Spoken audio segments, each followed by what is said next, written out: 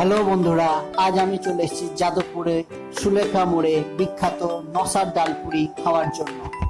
পৌঁছে গেছি, চারিদিকে মানুষ। সুলেখা মোড়ে এখানেইতে নসার ডালপুরি দোকানে যাওয়ার আগেই দেখলাম এক বয়স্ক মহিলা বিক্রি করছেন ছাতুর ঘোল।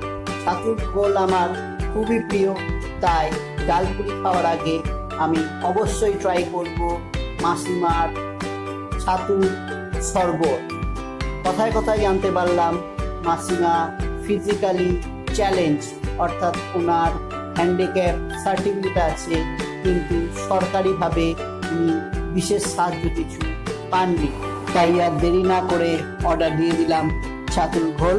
উনি বানাচ্ছেন পেঁয়াজ, কাঁচা লঙ্কা, বিট লবণ আর জিরে গুঁড়ো দিয়ে সুন্দরভাবে বানিয়ে চলেছেন এবং মানুষের রসনা তৃপ্তি করে চলেছেন এই বয়স্ক মহিলা। স্যালুট ওনাকে, উনি এই বয়সেও নিজের পায়ে নিজে দাঁড়িয়ে ব্যবসা করে চলেছেন।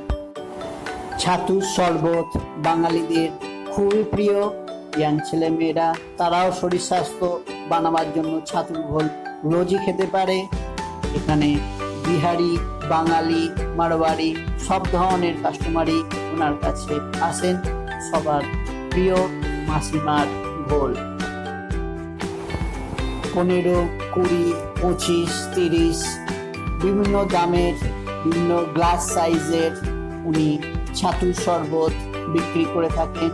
তোমাদের যার যেরকম পছন্দ সেই পরিমাণের ছাতুর ঘোলের অর্ডার তোমরা দিতে পারো।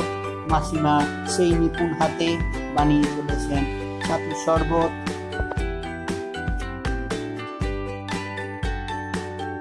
আমার অর্ডার রেডি হয়ে গেছে। মাসিমা আলাদা করে পেঁয়াজ কুচি, লঙ্কা কুচি, ধনে পাতা আর জিরে গুঁড়ো মশলা গ্লাসে ঢেলে আলাদা করে বানিয়ে দিচ্ছেন। সুন্দর দেখতে লাগছে, আশা করি টেস্টও খুবই সুন্দর হবে। আমি খেতে থাকি ছাতুর শরবত, আর তোমরা আমার চ্যানেলটাকে লাইক, সাবস্ক্রাইব করো আর শেয়ার করো। Tata, bye bye.